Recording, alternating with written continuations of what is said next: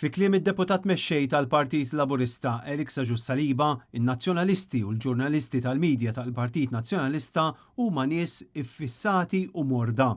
Dan iddikjaraha Ġus-Saliba nnifsu meta kien qed jipparteċipa fi programm online Mariki Karwana fejn id-deputat mexxej tal-Labor ħareġ jattakka x-xogħol investigattiv tal-ġurnalisti u anke lill-Partit Nazzjonalista, sempliċiment għaliex qed jitkellmu fuq il-każ ta' Anton Refalo illi tqajjem mill-midja Taljana u li kien imxandar fuq ir-raj. Issa kieku waqfet ma' Ġiletti mal-ġurnalist Taljan, ngħid waqfet hemm. Imma dawn in-nies iffissati morda. Skont Eliksa Ġus-Saliba din is-saga ta' Anton Refalo mhu każ xejn. L-MP Laburista ħareġ u għall-Ministru Refalo u sansitra ħada kontra l-ġurnalisti tar-Raj illi marru Għawdex biex jagħmlu d-domandi tagħhom dwar il-villa li fiha kien jgħix il-kap tal-mafja Totorina.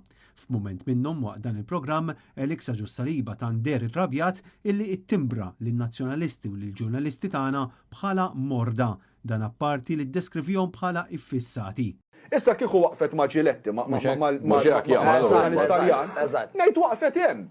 Imma dawn in-nies iffissati morda. Sa issa ħadd mill-Labor ma kkundanna dan il-lingwaġġ min-naħa ta' Eliksa Ġus-Saliba.